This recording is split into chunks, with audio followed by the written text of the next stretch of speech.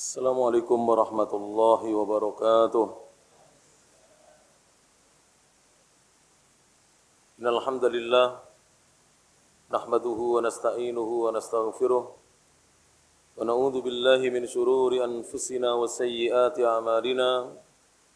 Man yahdihillahu fala mudhillalah wa man yudlil fala hadiyalah. Asyhadu an la ilaha illallah wahdahu la syarika lah. وأشهد أن محمدًا عبده ورسوله يا أيها الذين آمنوا اتقوا الله حق تقاته ولا تموتن إلا وأنتم مسلمون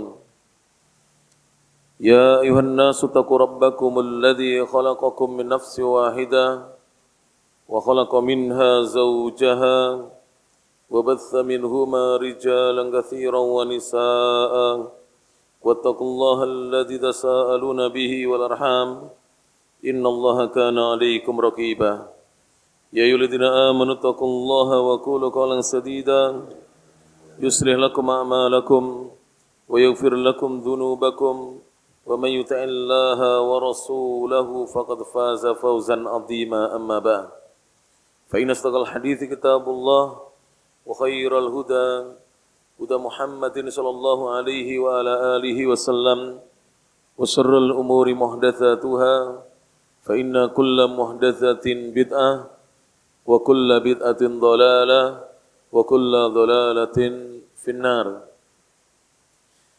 Jamaah kajian Masjid Al-Ghaffar Singosari Malang rahimani Allah wa iyyakum. Alhamdulillah, segala puji hanya milik Allah Subhanahu wa taala. Alladzi bi nikmatihi, yang dengan nikmat dan karunia dari Allah Subhanahu wa taala semata tatimus shalihat, kebaikan-kebaikan menjadi sempurna. Kita lanjutkan kajian kitab Tadhkiratus Sami'i wal Mutakallim, peringatan bagi seorang yang mendengar ilmu dan orang yang menyampaikan ilmu. Fi adabil alim wal muta'allim, yang membahas tentang adabnya, etikanya seorang yang berilmu dan seorang penuntut ilmu. Jadi kitab ini adalah nasihat dan juga berisi peringatan, mengingatkan bagi mereka yang sudah pernah mendengar ilmu atau yang sedang mendengar ilmu, dan juga bagi yang menyampaikan ilmu, mengajarkan ilmu, di mana kitab ini memuat adab-adab, pelajaran tentang adab dan etika kesopanan bagi seorang alim yang mengajarkan ilmu dan bagi al-muta'allim yang belajar ilmu, yang sedang menuntut ilmu. Pembahasan yang berikutnya kita masih di fasal yang kedua, yaitu al-faslu tsani, fasal yang kedua.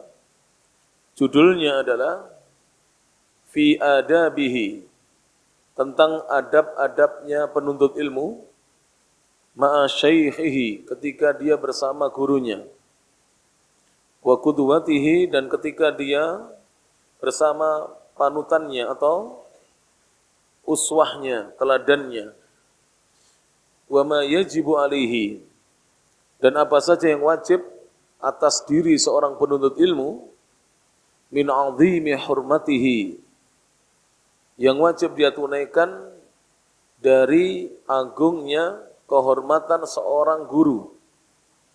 Seorang guru itu memiliki kedudukan yang tinggi di sisi Allah Subhanahu wa taala, karena dia menyampaikan agama Allah Subhanahu wa taala.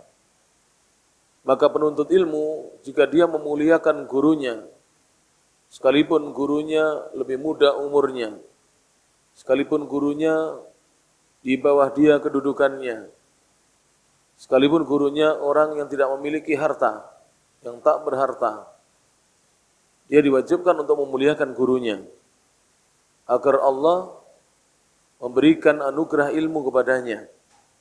Karena ilmu yang Allah titipkan kepada guru itu tidak akan diberikan kepada seorang yang sombong, seorang yang angkuh, yang tidak mau dia memuliakan gurunya. Maka di dalam Pasal ini ada 13 bab atau 13 pokok bahasan. Sekarang masuk yang ke-8.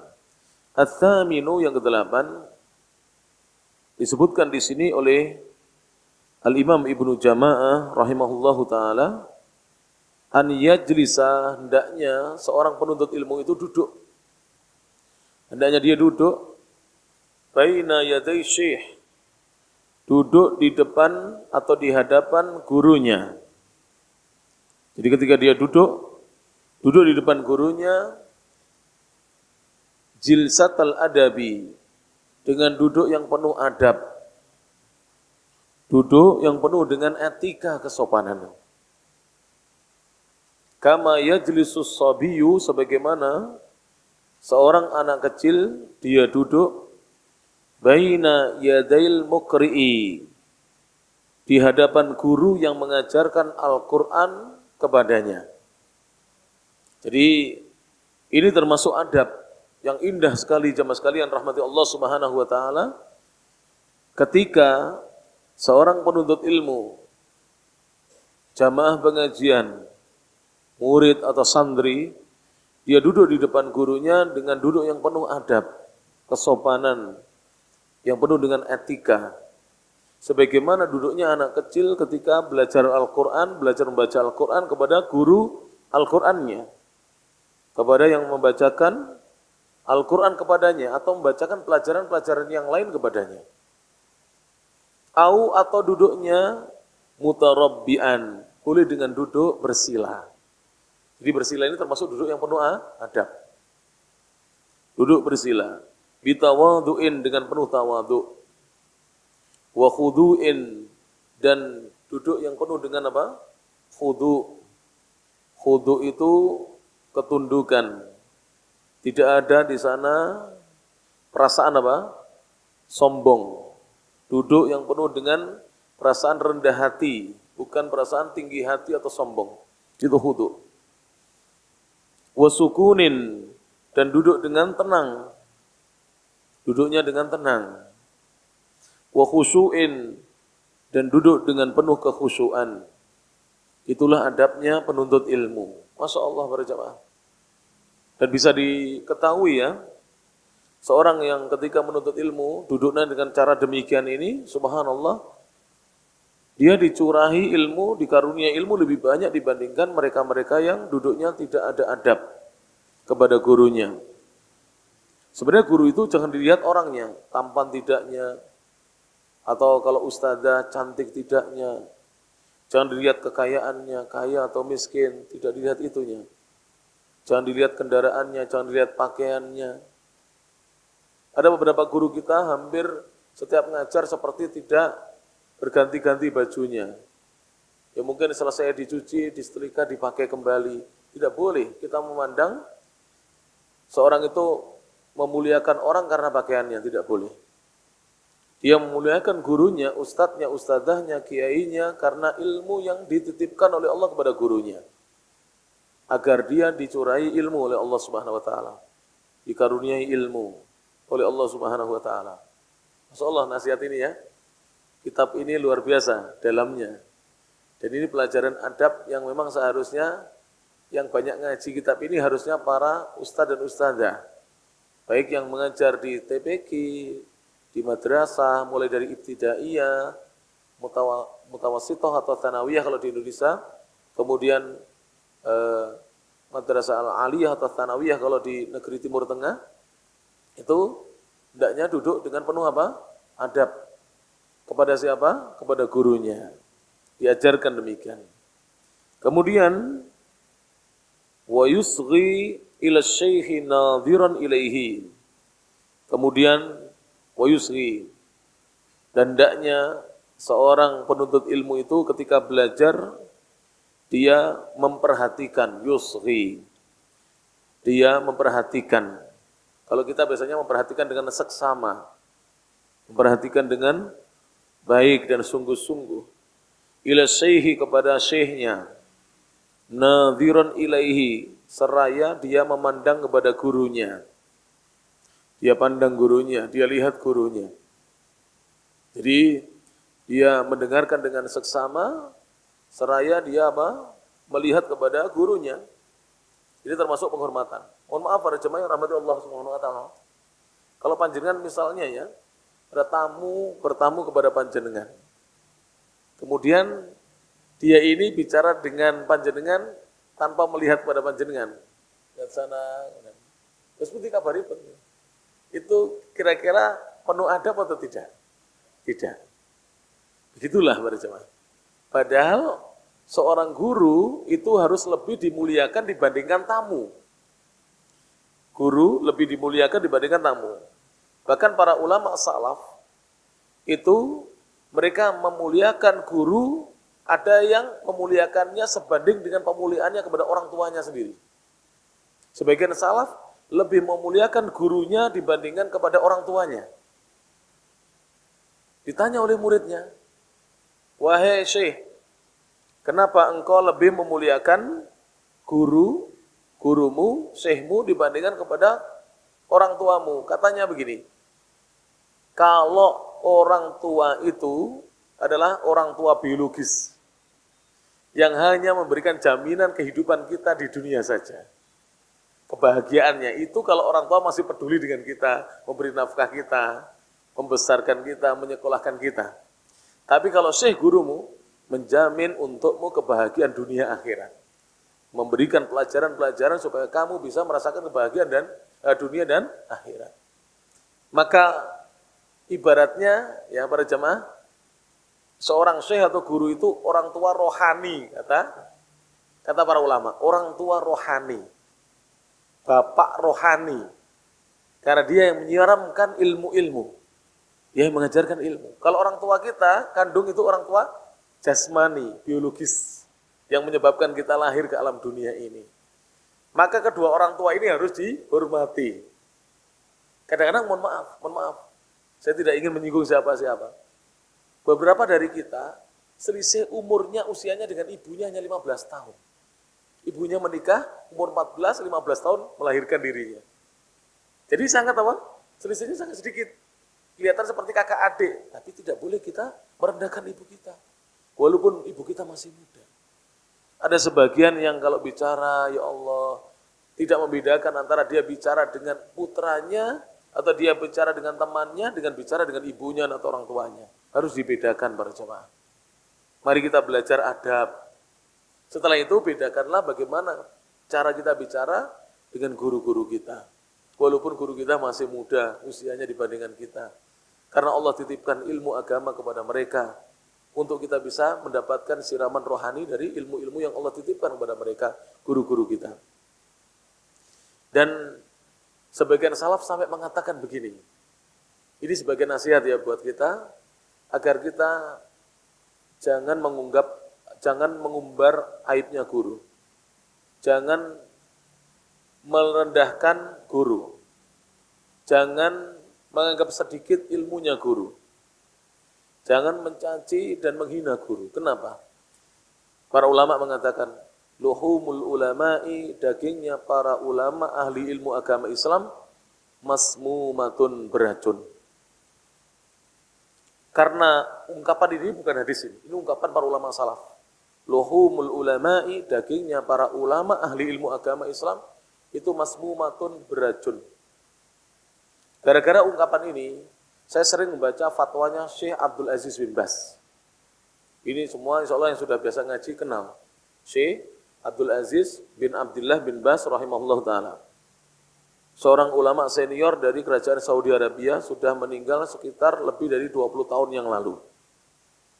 Syekh Abdul Aziz bin Baz ini dulunya adalah mufti Al-Mamlakah Al-Arabiyah Saudiyah, kerajaan Arab Saudi. Dan beliau dulu adalah mudir Al-Jami'ah Al-Islamiyah bil Madinah An-Nabawiyah. Rektornya Universitas Islam Madinah yang kedua, rektor kedua. 5 tahun beliau menjabat sebagai rektor. Tahu saya bin Baz para jemaah? Sekolah SD aja tidak. Beliau buta. Jadi kemungkinan besar, saya baca sejarahnya, beliau tidak dikenal sekolah formal. Jadi hanya belajar dengan para ulama di masjid-masjid dan di rumah-rumah para ulama. Jadi belajarnya itu seperti panjenengan begini. di masjid dan di rumah. Tapi ilmunya jauh mengungguli para doktor, bahkan profesor doktor yang ahli agama. Syekh bin Baz itu buta tapi hafal hadis. Sahih Bukhari hafal. Sahih Muslim hafal. Bulughul Maram hafal. Buta beliau. Dan kalau ditanya, beliau bisa menyebutkan para jemaah di mana jawabannya. Hadisnya di mana? Disebutkan oleh imam siapa? Subhanallah. Panjenengan kalau membaca fatwa-fatwa beliau, tercengang gitu. Bagaimana seorang buta bisa mengetahui ilmu sedalam itu seperti orang yang bisa melihat dengan sempurna. Karena mata hatinya beliau tidak buta.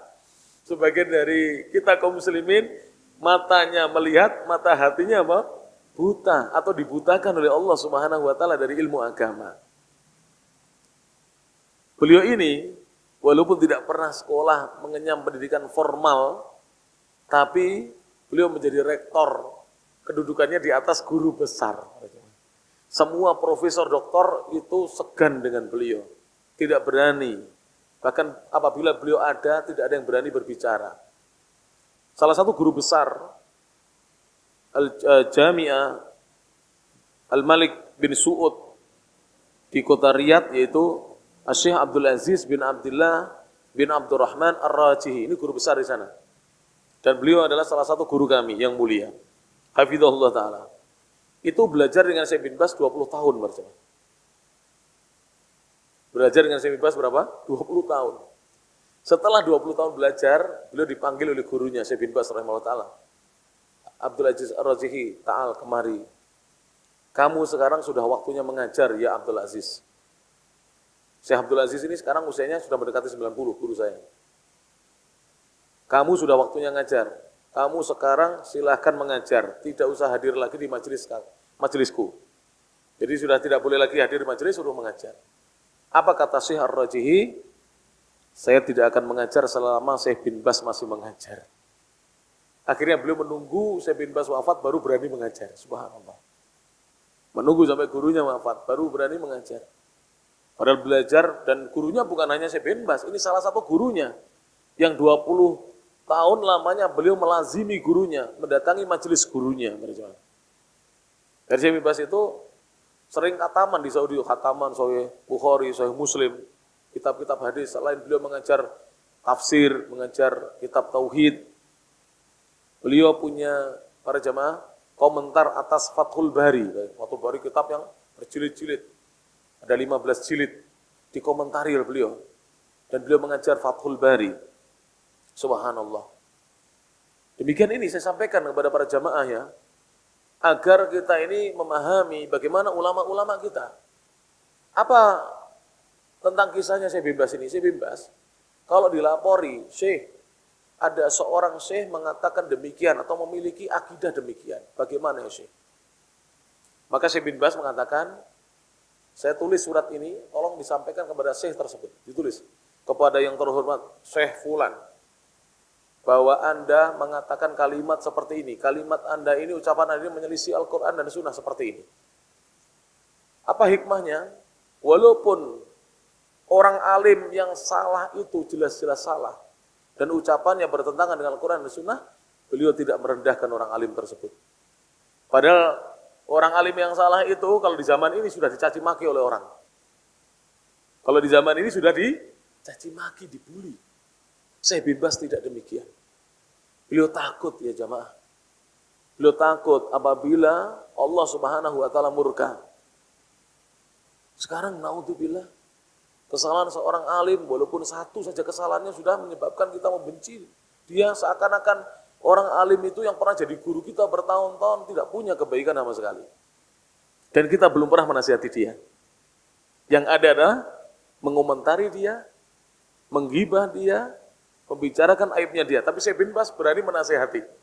Tulis surat, bukan tulis status di medsos, tulis surat. Ini saya sampaikan ini supaya kita kembali ke ajaran salaf. Karena sekarang banyak mengaku belajar salaf tapi tidak tidak salaf. Amalannya tidak nyalaf gitu. Belajarnya sudah benar, kitab-kitab salaf, tapi amaliyahnya tidak sebagaimana yang ada dalam kitab. Jauh tidak dengan apa yang disampaikan oleh Ibnu Jamaah tadi? Jauh sekali. Para jamaah. Maka kata-kata itu menjadi kata-kata mutiara. Saya sampai hafal itu. Saya tulis di beberapa kitab saya, luhumul ulama masmumatun, dagingnya para ulama itu beracun. Jangan sekali-kali kita merendahkan ulama-ulama kita. Apalagi yang membimbing kita, mengenalkan sunnah kepada kita, mengenalkan Islam kepada kita, yang membuat kita rajin belajar, dulu yang membimbing beliau. Maka hormati. Jika salah, datang ke rumahnya, berikan nasihat, sampaikan nasihat.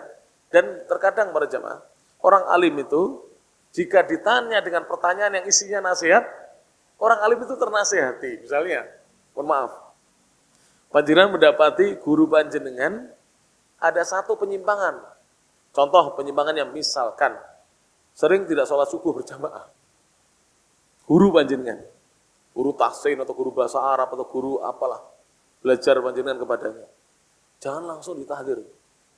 Jangan langsung dijauhi majelisnya. Datangi, ya sih. Menurut panjenengan sebenarnya sholat jamaah itu hukumnya apa? Gitu. Tanyakan kepadanya. Jadi itu di antara para salaf melakukan hal tersebut untuk menasihati gurunya. Ditanya dengan sebuah pertanyaan, tapi pertanyaannya jangan sampai membuat dia apa? Gurunya kecewa. Sebenarnya hukum sholat jamaah itu apa? Kami ingin betul-betul bisa melaksanakan ibadah sholat berjamaah di masjid. Karena beberapa orang alim berjamaah memang ada yang kadang-kadang tidak muncul sholat bukan karena sengaja.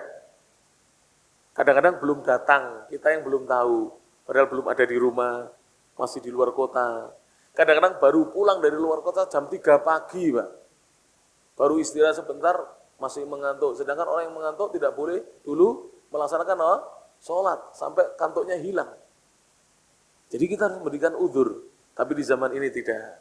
Sebagian dari jamaah ini terburu-buru untuk menghukumi saudaranya, apalagi itu gurunya. Na'udzubillah. Kita lanjutkan. Jadi hendaknya memperhatikan guru sambil melihat kepadanya ketika gurunya mengajar. Kemudian beliau mengatakan, wa yuqbilu bi kulliyatihi alaihi. Dan hendaknya menghadap kepada gurunya bi kulliyatihi dengan keseluruhan badannya alaihi atas gurunya muta'akkilan liqaulihi dan berupaya untuk memahami apa yang diucapkan oleh gurunya. Jadi berupaya untuk memahami apa yang diucapkan oleh gurunya. Bihaitsu di mana la yuhwijuhu gurunya tidak butuh lagi ila i'adatil kalami untuk mengulangi ucapannya marratan tsaniyatan sekali lagi atau untuk kedua kalinya. Jadi ini di antara adabnya. Seorang menghadap kepada gurunya, kemudian berupaya untuk memahami ucapan gurunya, di mana gurunya tidak perlu lagi untuk mengulangi ucapannya untuk kedua kalinya. Wala yaltafitu, dan hendaknya seorang yang belajar tidak menoleh min ghairi daruratin, dengan tanpa ada kebutuhan. Tidak menoleh tanpa ada hal yang mendesak atau dibutuhkan. Wala yanduru, dan hendaknya seorang yang belajar tidak melihat ila yaminihi au shimalihi, ke arah kanan dia atau arah kirinya, au fauqahu, atau melihat ke arah atasnya, au quddamahu, atau melihat ke arah depannya, bi ghairi hajatin, tanpa ada kebutuhan. Jadi tidak melihat ke kanan, ke kiri, sebagaimana anak-anak kalau belajar itu ya, oleh sana, oleh sini ya. Kemudian melihat ke atas, atau melihat ke arah depan sana jauh misalnya, tanpa ada kebutuhan. Wala siyama, terlebih lagi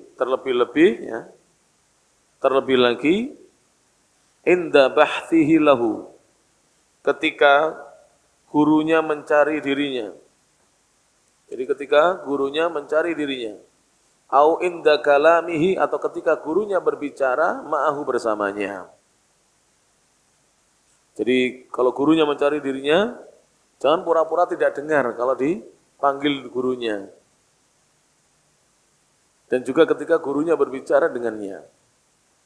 Ini adab para jamaah yang rahmati Allah Subhanahu wa taala yang diajarkan oleh as-salafus saleh, generasi terdahulu yang saleh.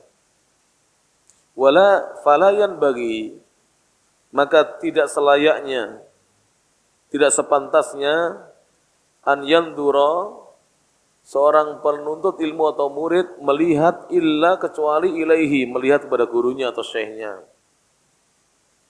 Jadi tidak selayaknya seorang itu melihat kecuali melihat kepada apa? Kepada gurunya.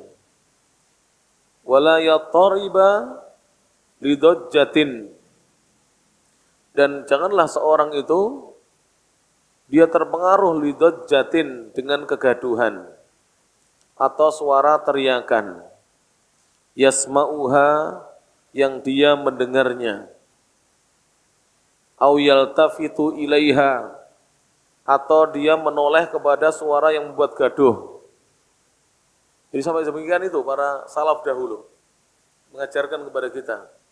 Tidak boleh terpengaruh dengan suara gaduh. Misalnya kan, ini kan jalan para jemaah. Kalau panjenengan memperhatikan suara kendaraan, akhirnya tidak ngaji ya, tak? Konsentrasinya kepada kendaraan. Tapi kalau seorang tetap dia memperhatikan gurunya, maka insya Allah dia tetap konsentrasi. Wala siyama, terlebih-lebih ya tak? Terlebih lagi inda bahthin lahu, ketika gurunya membahas satu persoalan atau ketika gurunya mencari dirinya. Jadi wala yanfudu kummaihi, dan hendaknya dia tidak menggerak-gerakkan kummaihi, lengan bajunya. Jadi kadang-kadang kan ada yang nah ini seperti ini. Jangan. Jadi ketika belajar tidak seperti itu. Di zaman dahulu tidak boleh menggerak-gerakkan apa? Lengan-lengan bajunya seperti ini. Sampai terbunyi. Kecuali kalau kita misalnya agak gerah begini saja, jangan sampai enggak usah dia apa gerak-gerakkan. Cukup dia apa? Tarik demikian saja. Tidak usah sampai apa? Berbunyi. Sebagian santri kami, santri saya sendiri, itu kan bawa pulpen seperti ini. Sepanjang pelajaran begini. Gini, sepanjang pelajaran. Saya diamkan saja. Setelah lama dia tidak tahu bahwa itu mengganggu, ya nah, baru saya kasih tahu. Langsung berhenti. Saya kasih tahu langsung berhenti. Karena mengganggu Pak Jemaah. Ya. Coba saya ceramah dengan begini. Terganggu enggak Pak Jemaah? Saya ceramah dengan begini ya. Terganggu. Apalagi panjenengan apa namanya? Ya. Apalagi panjenengan yang berbuat. Gurunya itu langsung apa? Hilang konsentrasinya. Kadang-kadang mau bicara apa tadi sudah disusun skemanya di otaknya, tiba-tiba blank. Langsung ambiar, hilang. Langsung blank. Kenapa? Terdengar klotek-klotek, apa? Bukan klotek-klotek, apa? Cetak-cetak dari pulpennya. Dulu para salaf, ya itu kalau buka kitab itu pelan sekali. Sampai sekarang di Saudi itu, murid-muridnya Syekh itu kalau buka kitab itu pelan. Enggak seperti sekarang, surak. Itu dulu zaman Imam Malik dimarahi, karena mengganggu. Mengganggu belajar, apalagi di zaman dahulu belum ada mikrofon. Di zaman sekarang saja kalau walaupun sudah ada mikrofon, itu tetap mengganggu. Baik, kita lanjutkan. Jadi, wala yanfudu, dan tidak mengibas-ngibaskan, ini bahasa yang lebih tepat. Atau menggerak-gerakkan ya, dengan kuat kumaihi, lengan bajunya. Wala yahsiru andiraihi, dan tidak membuka atau menyingsingkannya andiraihi dari kedua apa lengannya, diroknya atau hastanya. Jadi misalnya begini, kalau belajar ya jangan disingsingkan. Kalau dulu namanya apa? Dilingkit itu ya. Sampai ini ya, seperti itu para jemaah. Itu sampai dibahas oleh para ulama. Wala ya'bathu biyadaihi, dan jangan berbuat sia-sia dengan kedua tangannya. Au rijlaihi, atau melakukan hal yang sia-sia dengan kedua kakinya. Jadi bermain tangan, memain-mainkan kaki, au ghairihima atau selain keduanya. Min a'dha'ihi dari anggota-anggota badannya. Ini adab semuanya. Walaupun para ulama ada yang bahas, ini ada yang dihukumi haram karena mengganggu, ada yang dihukumi hanya makruh. Kalau makruh, mengulangi pahala belajar. Jadi harusnya pahalanya sempurna, dikurangi karena di dalam majelis tidak beradab. Tapi kalau mengganggu gurunya atau mengganggu yang di samping kanan kirinya, maka bukan hanya mengurangi, haram hukumnya, berdosa dia. Haram karena dia berdosa telah mengganggu. Dulu Syekh Muhammad bin Shalih Al-Utsaimin, mungkin bapak-bapak yang dengar, dari murid-murid beliau yang lama. Kalau saya tidak menangi beliau, saya datang ke Saudi sudah meninggal. Syekh Muhammad bin Shalih Al-Utsaimin rahimahullah ta'ala. Di antara murid-murid Syekh Muhammad bin Shalih Al-Utsaimin di zaman ini yang masih ada adalah Al-Ustadz, guru kita, Ustadz Yazid bin Abdul Qadir Jawas. Itu salah satu guru saya. Itu muridnya Syekh Muhammad bin Shalih Al-Utsaimin. Kemudian Al-Ustadz Aris Sugiantoro, pimpinan pondok pesantren Al-Ukhuwah. Kalau Ustadz Yazid, pimpinan pondok pesantren apa? Minhajus Sunnah, Bogor. Kalau Al-Ukhuwah mana? Surakarta apa Solo itu? Solo, ya. Ustadz Aris Sugiantoro. Kemudian Ustadz Abu Ubaidah Yusuf As-Sidawi. Menantunya Ustadz Aunur Rafiq Gufron LC dari Sidayu Al-Furqon. Itu juga salah satu murid dari apa? Syekh Muhammad bin Shalih Al-Utsaimin. Murid-murid sana. Minimal pernah berjumpa dengan murid-muridnya Syekh Utsaimin. Sebagiannya berjumpa dengan siapa? Syekh Muhammad bin Shalih Al-Utsaimin langsung. Itu saya dengar beliau itu membawa tembak air. Jadi di sini ada tembak air. Bukan beliau mainan tembak air, bukan. Yang ngantuk, des. Tapi muridnya tidak ada yang marah, seneng malah. Kalau yang dikepiuri, wah seger nih. Des. Besok bisa disiapkan di sini, Pak. Jadi nggak usah marah dengan saya, malah seger. Kalau disirami, kembang lebar disirami terus seperti. Kan seger ya, kayak itu. Des, des gitu. Masya Allah. Tapi kalau saya punya guru, Syekh Dr. Musfir. Jadi Dr. Musfir ini orangnya tinggi, suaranya lantang, tinggi. Saya mungkin sepundaknya atau tinggi orang. Suara jenggotnya lebat. Guru saya dari Makkah Al-Mukarramah. Itu kalau ada yang ngantuk, fulan, tawadhu, suruh keluar wudu dulu. Langsung suruh wudu. Jadi subhanallah, suruh wudu. Sebagian ada yang tadi saya utamkan wah tembak, des. Tapi guru saya yang lain mengatakan, kalau tidur itu ada yang membiarkan sebagian guru. Kenapa? Karena tidur itu nikmat. Tidak boleh orang yang menikmati nikmatnya Allah. Tidak boleh apa? Mengganggu orang yang menikmati nikmatnya Allah. Tapi disampaikan oleh guru-guru kami, kalau tidur itu kehilangan banyak ilmu. Kalau bicara itu yang banyak saya Arab itu marah. Saya di Arab Saudi kalau muridnya bicara sendiri atau bicara dengan temannya marah. Kenapa? Mengganggu pengajian. Tapi kalau tidur sebagian ada yang tidak marah, dibiarkan aja. Kenapa? Alasannya menikmati tidur nikmatnya Allah, kita ganggu, tidak boleh. Sampai seperti itu. Dan itu banyak ya guru-guru kami begitu. Jadi mahasiswa itu yang belajar di Arab itu tidak semuanya itu menelengi sehnya, ada yang tidur juga. Namanya orang itu ada ngantuknya. Kadang-kadang itu tidur. Tapi biasanya kalau mahasiswa yang suka tidur itu biasanya tidak berani duduk di depan. Mesti di belakang. Supaya tertutup, pepatan tidak lihat ya. Sehnya tidak kelihatan itu. Apalagi sehnya kecil gitu, nggak bisa ngelihat ya. Subhanallah. Ada teman saya itu pinter Pak. Tapi setiap kali di majelisnya saya, itu kebanyakan dia kelas itu tidur dia. Tapi dia saya sepertinya ya, kalau ujian masih bagus nilainya. Itu sepertinya dia baca dulu malam harinya.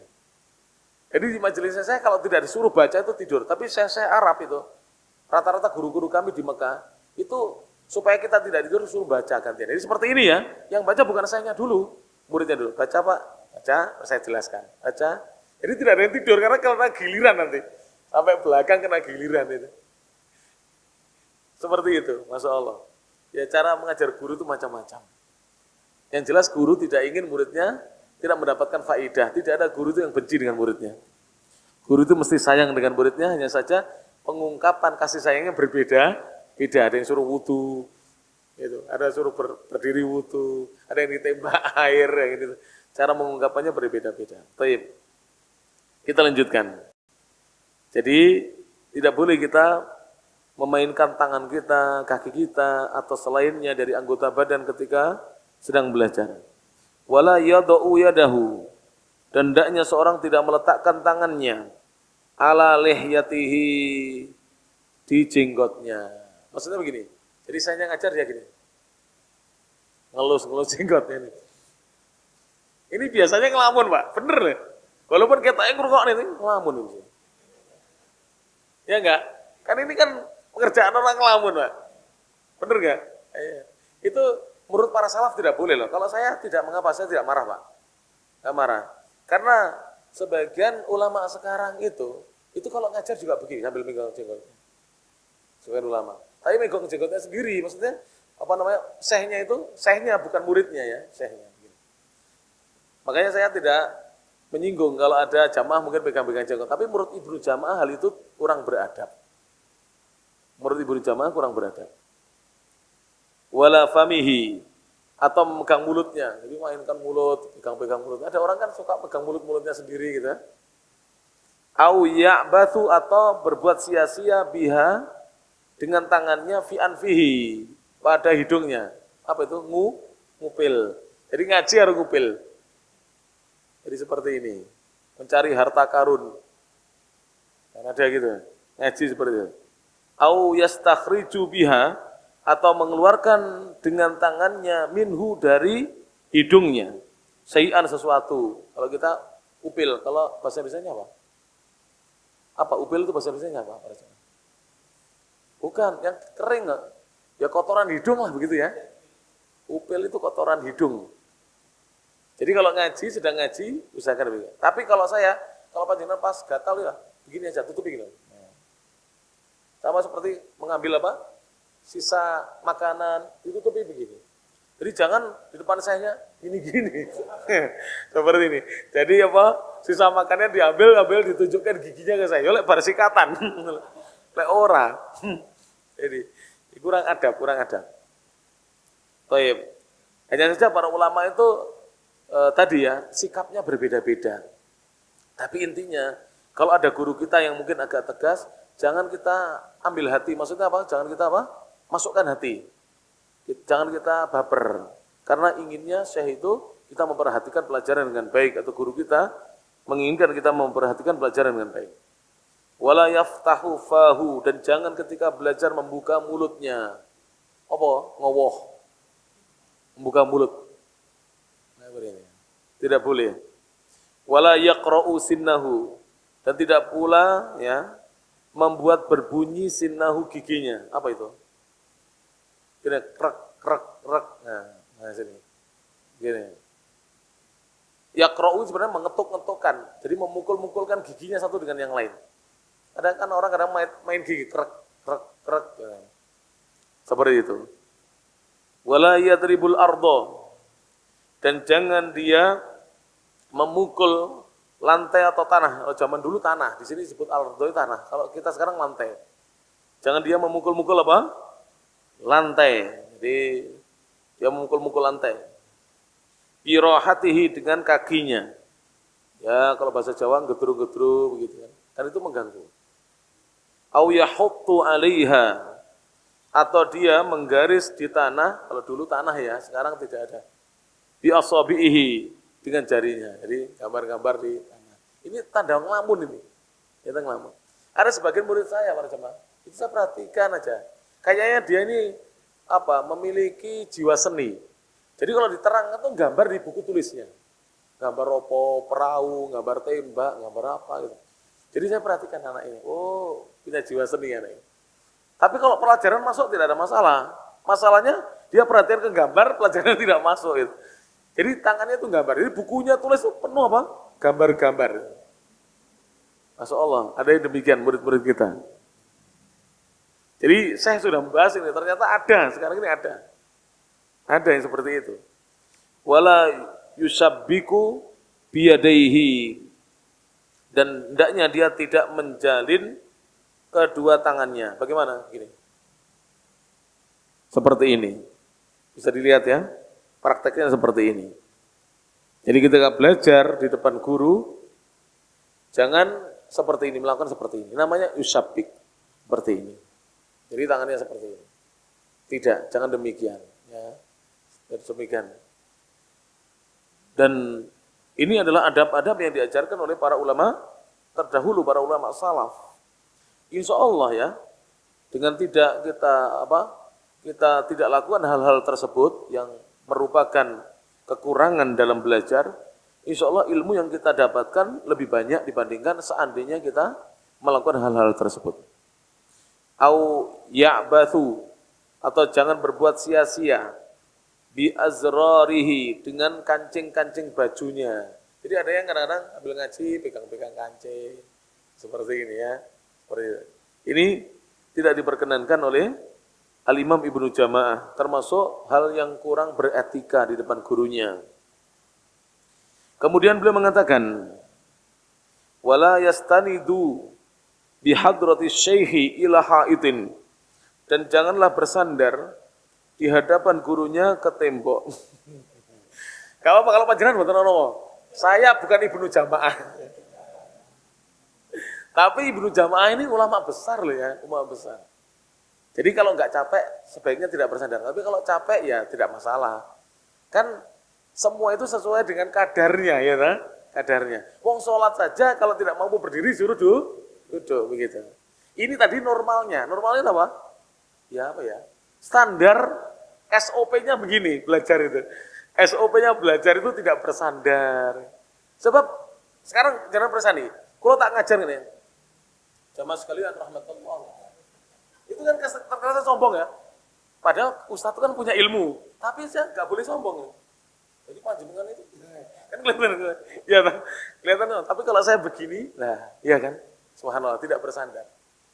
Padahal itu guru loh. Kadang-kadang kan ada sebagian guru kita memang gitu. Coba pegangan gitu.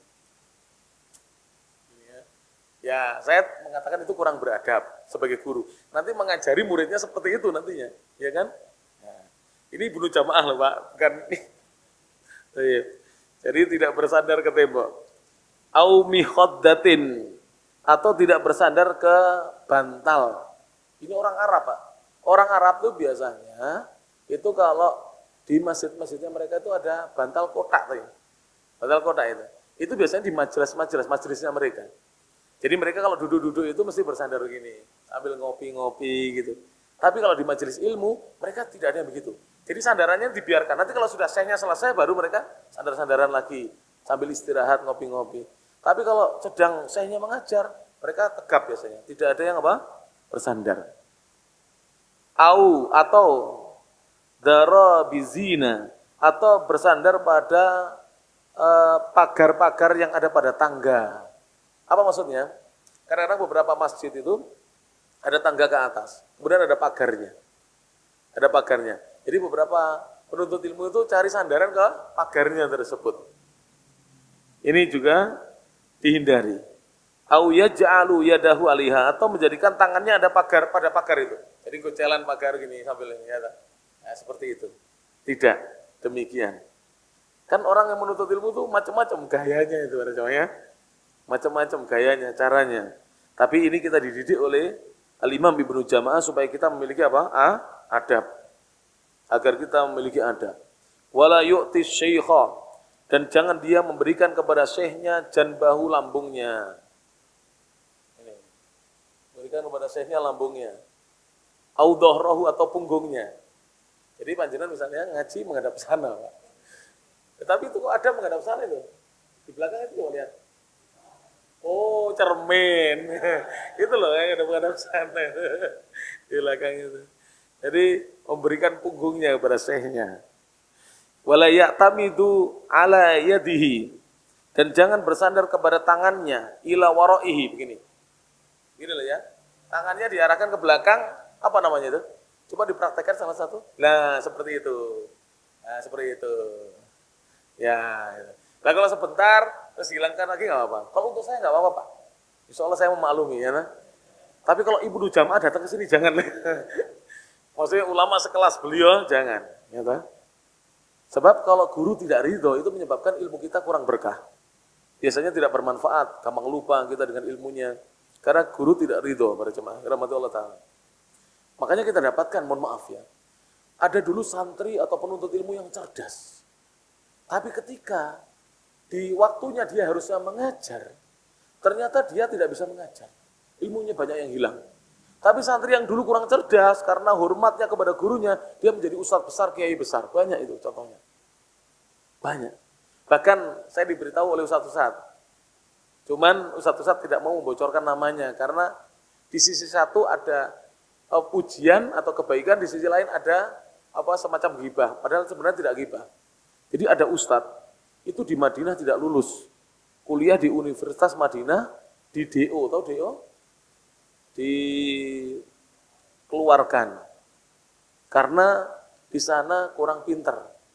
Jadi kalau sering tidak lulus, ujiannya itu di DO. Pulang ke Indonesia. Tapi ustadz ini hormat dengan gurunya. Ketika belajar di masjid hormat, di kelas hormat. Sekarang menjadi ustadz besar di Indonesia. Tidak boleh disebutkan namanya, tapi hanya disebutkan kisahnya saja. Kisahnya saja. Wis golek ono dhewe. Loh, kan karena ada sisi gibahnya itu tadi, ya tadi DO kan. Nah, gibahnya itu tadi. Tapi ada sisi pujiannya adalah beliau sekarang diberi oleh Allah kesuksesan karena hormatnya kepada gurunya. Tahu Profesor Dr. Abdul Razak bin Abdul Muhsin Al-Abad Al-Badr yang sering datang ke Indonesia, Syekh Abdul Razak itu. Profesor Doktor, guru besar akidah. Saya belajar dengan beliau kitab Tauhid. Jadi saya ikut perkuliahan online beliau. Beliau mengajar kuliah online. Tauhid ketika saya masih di Saudi sana.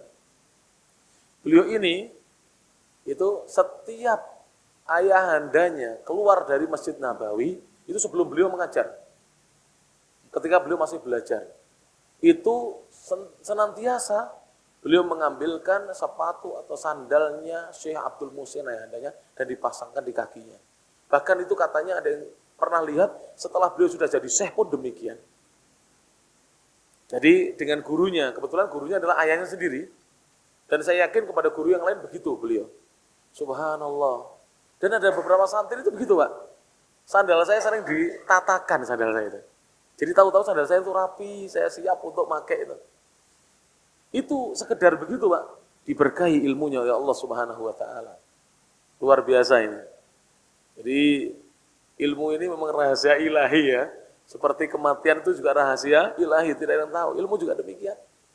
Orang yang tidak lulus di drop out malah menjadi orang yang sukses.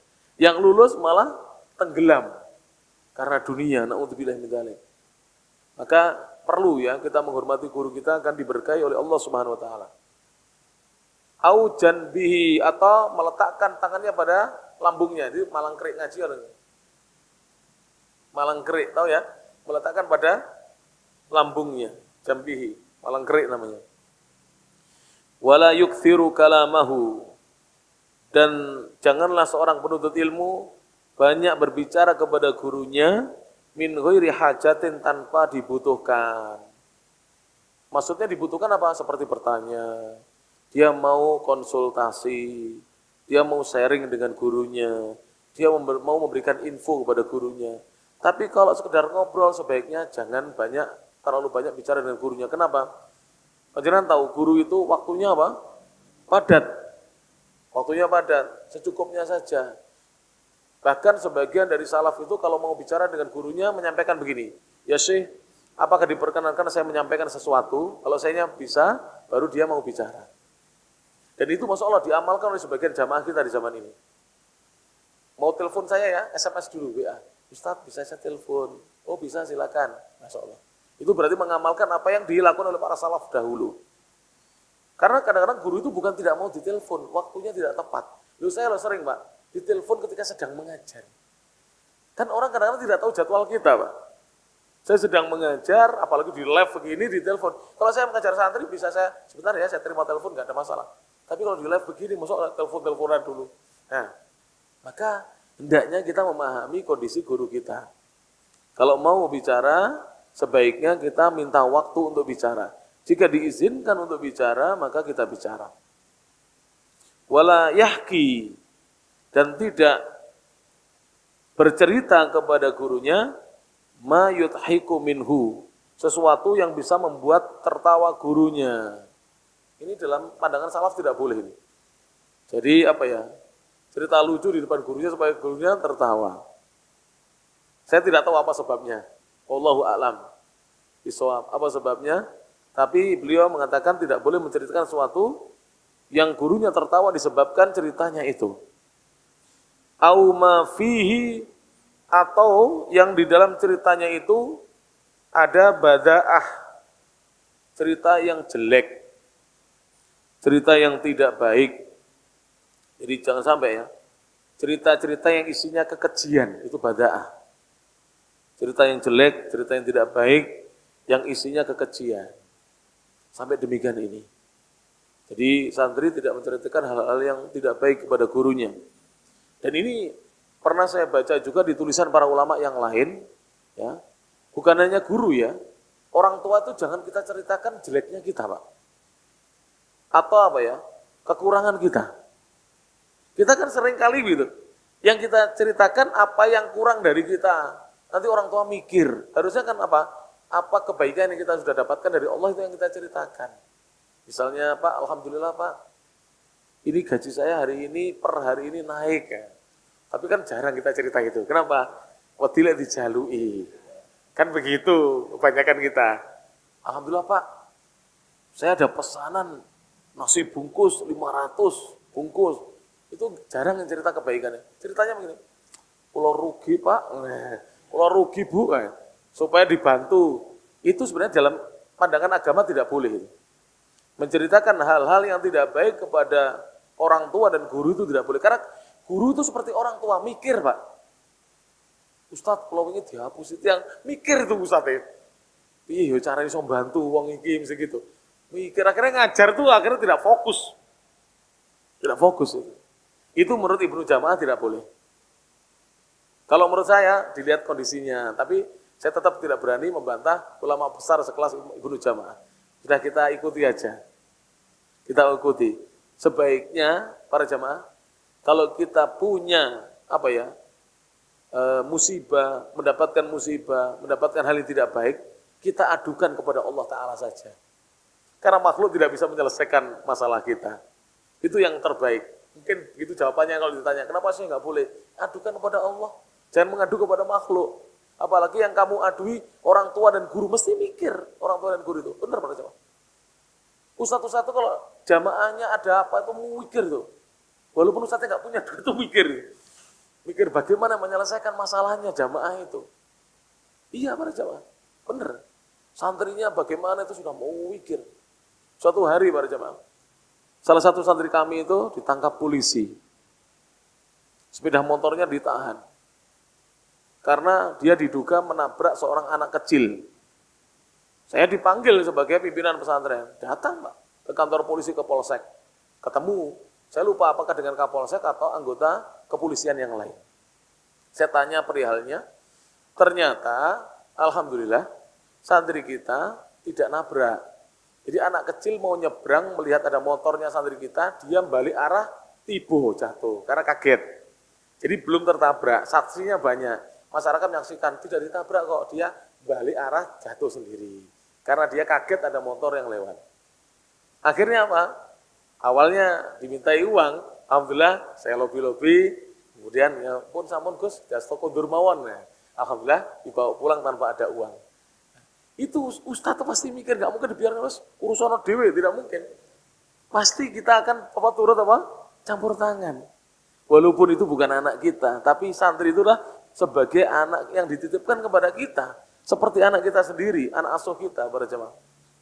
Maka Ibnu Jamaah melarang kita menceritakan hal-hal yang tidak baik ya kepada guru. Au yatadhammanu, atau cerita kita itu mengandung su'a mukhatabatin, ucapan yang buruk, pembicaraan yang buruk. Au su'a adabin, atau adab etika yang buruk. Jadi kalau berbicara kepada guru jangan ada perkataan yang buruk, yang kotor, atau adab yang buruk yang diceritakan kepada guru. wala yadhaku li ghairi ajabin, dan janganlah seorang penuntut ilmu tertawa li ghairi dengan tanpa ajabin, ada sesuatu yang membuatnya heran atau takjub. Kalau dalam bahasa saya tertawa tanpa ada sebab. Nah itu, guyu dewi, ngaji guyu dewi. Kalau ada sebabnya enggak apa-apa. Ini seperti ini segera dibawa ke rumah sakit. Khawatirnya kebablasan. Wala bi'ajabin duna syekh, dan juga janganlah dia tertawa ya dengan sebab selain syekh. Jadi misalnya mentertawakan orang lain tidak boleh. Kadang-kadang kan mohon maaf. Di beberapa masjid itu kadang-kadang itu ya seperti di sini mungkin ada jamaah itu terlihat masuknya. Nah mungkin pas masuk kopiahnya miring terus kita ketawa, itu tidak boleh menurut Ibnu Jamaah. Tertawa disebabkan orang lain. Makanya kalau ada orang datang itu tidak usah kita lihat. Kadang-kadang ada hal yang aneh itu, belum dibetulkan kopiahnya, bajunya kadang-kadang kancingnya tidak benar dan seterusnya, membuat tertawa. Terus, toib. Fa in ghalabahu, maka jika dia tidak bisa menguasai dirinya, dikalahkan oleh sebab yang membuat tertawa itu, tabassama, cukuplah dia tersenyum, tabassuman dengan senyuman, bi ghairi sautin, tanpa ada suara, albattah sama sekali. Wala yukthiru atanahnuha, dan janganlah seorang itu di majelis memperbanyak berdehem. Gitu. Kalau ustadz boleh, kalau murid tidak boleh banyak berdehem. Min ghairi hajatin, tanpa hajat. Tapi ada sebagian penyakit pada jamaah itu memang menyebabkan berdehem. Apa itu? Sesak nafas. Itu harus digitukan. Asma harus digitukan. Gitu kan. Itu nggak apa-apa, memang dia sakit, tidak ada masalah. Tapi kalau tidak sakit tidak boleh banyak berdehem. Wala yabsuku, dan hendaknya ketika di majelis dia tidak meludah. Tapi kalau meludah bagaimana? Jadi gini, misalnya panjenengan ada tutupi, nah, begini. Tanpa gini, jangan cuh, ya itu. Jadi cukup begini, dikeluarkan dari tisu. Nah, makanya di majelis itu harus ada tisu, Pak. Baik di tempat ustadznya atau di jamaahnya. Kalau ada yang butuh tisu itu, gitu. Kalau zaman Nabi, kalau tidak ada tisu itu pakai apa? Surban. Ujungnya surban itu ini kan nanti diusap-usap. Nabi begitu. Jadi karena tidak boleh ya, meludah di masjid kan tidak boleh. Thayyib. Kemudian kata beliau, wala yatanakhau ma amkanahu, dan jangan dia mengeluarkan dahak semampunya. Ditahan semampunya. Kalau harus keluar dahaknya ya tadi, dimasukkan ke tisu atau ke sapu tangan. Wala yulfidhu an-nukhamata min fihi, dan jangan ya dia mengeluarkan an-nukhamata, dahak dari mulutnya. Apa namanya? Melepaskan tadi apa? Itu apa? Apa namanya? Bukan meludah, apa? Ditekan dengan keras. Itu apa itu? Apa ya? Bahasanya kok sulit. Meriak itu apa? Ya pokoknya meriak. Jadi nguak. Gitu. Ya itu benar. Apa itu? Ya mengeluarkan riak dengan kuat. Ya itu. Ya, seperti itu. Kalau mau dikeluarkan ya jangan berbunyi. Jangan berbunyi. Bal ya'khuduhuma. Hendaknya dia mengeluarkan keduanya, baik ingus ya, maupun dahak atau apa saja, min fihi, dari mulutnya, bimindilin, dengan sapu tangan. Lalu dulu namanya sapu tangan, sekarang mindil itu apa? Tisu. Au khirqatin, atau dengan kain perca, potongan kain. Au tarafi thawbihi, atau ujung dari bajunya. Jadi boleh mengeluarkan dengan ujung dari bajunya. Para jamaah yang rahmatullah ta'ala. Taib.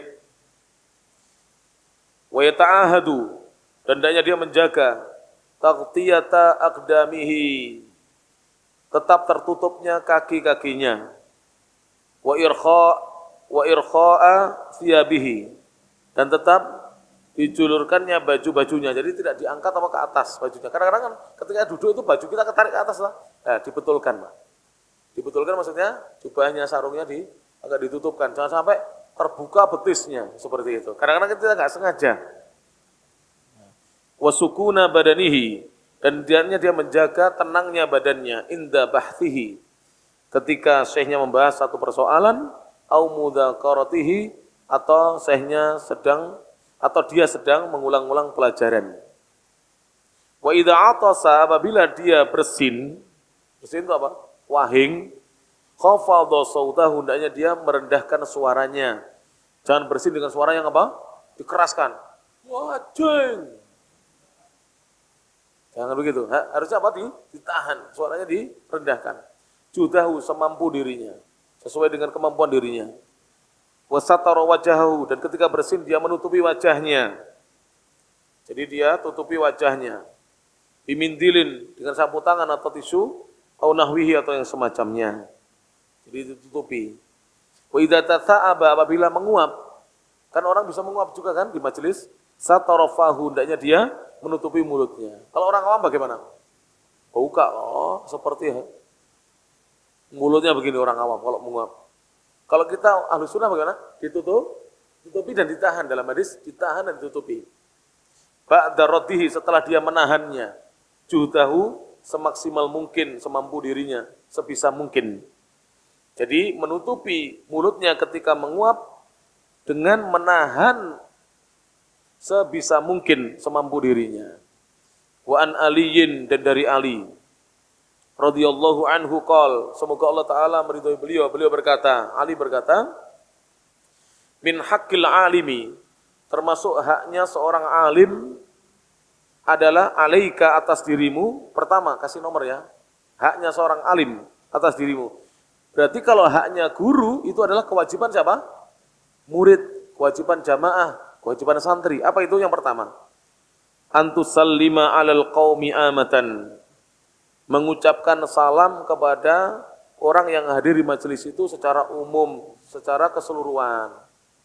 Jadi kalau salam jangan hanya kepada satu orang aja. Assalamualaikum, salami satu, yang dibiarkan, tidak. Karena guru akan tersinggung. Kenapa dia hanya mengutamakan satu orang murid, sedangkan muridnya banyak, tidak disalami, gitu.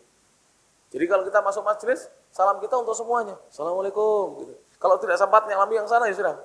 Assalamualaikum, gitu. Jangan yang disalami hanya 1-2 orang saja. Ini adabnya. Ya. Kemudian yang kedua, wa tahussuhu bittahiyati. Kemudian mengkhususkan guru dengan ucapan salam. Jadi antum sudah salam tadi ya. Assalamualaikum kepada semuanya. Kemudian guru belum mengajar di bawah. Assalamualaikum Ustaz, salam. Jadi salam yang kedua untuk gurunya khusus. Ini adab para jamaah. Dan ini bagus kalau kepada orang tua juga. Misalnya ini sedang kumpul keluarga, reuni keluarga atau hari raya lebaran, salam secara umum dulu. Assalamualaikum, salaman. Habis itu datangi orang tua, Assalamualaikum Pak, Bu. Ini adab. Jadi salam kedua dikhususkan untuk gurunya. Kemudian yang ketiga, wa antajlisa amamahu, hendaknya engkau duduk di hadapan gurumu, di hadapannya. Wala tusyiranna indahu biyadika, dan jangan kamu ya berisyarat ya, indahu di sisi gurumu, biyadika dengan tanganmu. Jadi hendaknya duduk di depan guru dan jangan berisyarat apapun di depan guru. Jadi misalnya begini-begini di depan guru itu jangan. Jadi misalnya panjenengan panitia pengajian. Kemudian ada jamaah baru datang. Kalau panjenengan ingin menertibkan jamaah, panjenengan berdiri izin kepada guru menertibkan. Jangan begitu di depan guru. Jadi jangan memberikan isyarat-isyarat apapun di depan gurunya. Kenapa para jamaah? Itu loh, saya pernah dengar sendiri Ustadz Yazid Abdul Qadir Jawas dan beberapa dai. Katanya kalau sampai seperti itu mengganggu. Itu tadi Ustadznya sudah mau mengucapkan apa lupa, melihat itu lupa, terganggu. Manusia itu begitu, Pak. Sekali ada hal yang membuat dia lupa, langsung lupa kadang-kadang. Makanya kadang-kadang Ustadz gini, saya tadi bicara apa ya? Kan gitu ya, lupa. Karena ada hal yang mengganggu di depan Ustadznya. Pernah Ustadz Yazid itu ketika ceramah marah dengan panitia yang wirawiri. Panitia itu duduk ngaji, jangan mundar-mandir, wirawiri. Dan itu bukan hanya Ustaz Yazid, saya pernah dengar ceramahnya Kiai Haji Anwar Zaid juga begitu. Ojo riwa-riwi, aku ora iso ngaji gitu. Itu betul itu. Karena memang mengganggu. Jualan depan ustadznya, riwa-riwi ke sana, itu mengganggu. Sudah berapa para jemaah? 3, 4. Wala ta'midu bi ainaihi ghairahu. Dan jangan ya mengarahkan pandangan kedua matanya ghairahu kepada selain syekhnya. Berarti tadi konsentrasi melihat kepada syekhnya. Kemudian yang ke-5, wala taqulanna qala fulanun khilafa qawlihi. Dan jangan mengatakan kepada beliau guru, qala fulan, si fulan mengatakan demikian. Khilafa qawlihi, yang ucapan si fulan itu berbeda dengan pendapat gurunya. Ini adab. Jadi misalnya begini, mohon maaf. Jadi panjenengan ngaji dengan saya, kemudian tanya, Ustadz ini kok mengatakan begini? Padahal saya barusan mengatakan berbeda, itu tidak boleh. Kalau di luar majelis mungkin boleh, tapi di dalam majelis jangan. Karena kadang-kadang Ustadz itu punya pilihan dalam tarjih namanya. Jadi Ustadz ini mentarjih begini, Ustadz ini, contoh ya, saya beri contoh. Beberapa Ustadz mentarjih, kalau duduk tahiyat akhir, untuk sholat yang 2 rakaat, seperti sholat subuh, sholat Jumat, sholat sunnah, itu duduknya ditarjih apa? Iftiros, seperti duduk tahiyat awal. Sebagian ustadz mentarjih apa? Tawarruk, seperti duduk tahiyat akhir yang ada 2 tahiyat. Maka kita jangan cerita misalnya, Ustadz Yusran, antum kok mengatakan iftiros, padahal ustadz itu mengatakan tawarruk, nah itu tidak boleh. Adabnya tidak boleh. Kenapa? Karena guru itu memiliki pilihan dan panjenengan belum sampai ilmunya ke situ. Memiliki pilihan dan ternyata dua-duanya kuat pendapat itu. Jadi subuh itu dengan duduk tawaruk kuat, itu pendapatnya Imam Asy-Syafi'i, dengan duduk iftiras kuat pendapatnya Imam Ahmad. Hadisnya sama-sama sahih. Yang tidak benar yang mana? Ya sira salat. Gitu ya, tak? Yang tidak benar ya tidak salat. Loh kok bisa begitu? Bisa saja. Panjenengan belum sampai ilmunya ke sana. Nabi itu kadang-kadang turun dengan kedua tangan lebih dahulu ketika sujud, kadang-kadang dengan kedua lutut lebih dahulu. Dan dua-duanya ada hadisnya. Loh Ustaz kok salah satu syekh kadang-kadang itu apa membantah. Loh itu haknya seorang ulama. Kalau kita tidak punya hak untuk itu. Ulama seorang memiliki apa? Kedalaman dalam pembahasan. Kalau kita kan hanya ikut pembahasannya para ulama. Maka kalau ikut jangan kita terlalu apa? Berlebihan gitu. Jadi tidak perlu. Apalagi dua-duanya hadisnya sahih. Setelah i'tidal, sami Allahu liman hamidah, ada yang menguatkan bersedekap kembali, ada yang apa? Irsal lurus. Ya sudah. Kalau guru panjenengan sekarang mengajarnya lurus, ya sudah, panjenengan dengarkan saja walaupun panjenengan sedekap. Jangan apa dibantah dengan pendapat orang lain, apalagi dibantah dengan pendapat sendiri. Lebih tidak boleh lagi. Dibantah dengan sesama pendapatnya alim aja tidak boleh. Adabnya begitu, para jemaah. Tapi kalau khusus saya nggak apa-apa, Pak. Khusus saya, sekali lagi untuk saya tidak apa-apa. Karena saya senang begini. Senang kalau jamaah itu penasaran dengan pendapat kita. Kesempatan kita untuk menjelaskan apa argumentasi kita, hujah kita apa, gitu loh. Karena tidak mesti seorang ustadz itu hujahnya sama dengan ustadz lain. Misalnya begini, saya belajar dengan Syekh Abdurrahman Al-Ajlan di Mekah, Syekh berpendapat seperti ini. Syekh yang lain tidak berpendapat seperti itu. Contoh ya, suatu hari saya ngaji di Masjidil Haram. Sudah kuliah, itu terjadi pada maghrib. Itu sekitar tahun 2008. Syekh Abdurrahman Al-Ajlan dimintai fatwa, beliau muftinya Masjidil Haram. Ya Syekh, apakah uang riba itu hanya boleh untuk membangun misalnya sarana prasarana umum, seperti jalan, jembatan, kamar mandi, selokan saja? Oh tidak. Uang riba, jika di daerahmu banyak orang miskin, boleh kamu kasihkan orang miskin itu. Selama orang miskin itu bukan tanggungan kamu. Jadi kalau tidak kita tanggung setiap bulannya, boleh kita beri. Bisa dipahami? Karena uang riba itu uang umat yang harus dikembalikan kepada umat. Berarti harus kemaslahatan umum. Kemaslahatan umum tidak mesti jalan. Jalannya sampai selain bongkari mana, ya tidak. Diberikan kepada orang yang miskin, yang dia membutuhkan untuk makan. Bagi mereka halal, bagi kita tidak halal. Jelas? Nah, itu harus dipahami itu. Itu ilmu baru saya dapatkan dari Syekh Abdurrahman Al-Ajlan. Syekh yang lain mengatakan tidak boleh, harus jalan, harus selokan, harus kamar mandi, tidak. Kalau di sana banyak fakir miskin, jalannya sudah bagus, seperti di Saudi. Jalan sudah bagus semuanya. Tapi orang-orang miskin masih ada. TKI yang gajinya sedikit itu masih ada, diberi dia, tidak ada masalah. Atau dikirim ke Indonesia, banyak orang miskin di sini, diberi. Tapi kalau bangun masjid tidak. Perhatikan ya, bangun masjid tidak. Karena di zaman Nabi ketika Ka'bah runtuh, tidak digunakan uang riba dan uang hasil zina. Berarti uang haram tidak dipakai. Untuk masjid ya. Tapi kalau diberikan fakir miskin yang butuh boleh. Karena dia termasuk kemaslahatan umum yang butuh makan. Ya. Kalau jalan kan butuh dipakai untuk umum dan seterusnya. Kalau untuk masjid tidak boleh uang riba. Jelas ini para jamaah ya? Nah, seperti itu. Bagaimana kalau kamar mandi masjid? Boleh. Kemudian bagaimana kalau pavingnya? Boleh. Tapi kalau masjid yang digunakan sholat, ini tidak boleh. Tapi kalau pavingnya kadang-kadang untuk Jumatan, jangan. Gunakan uang yang halal.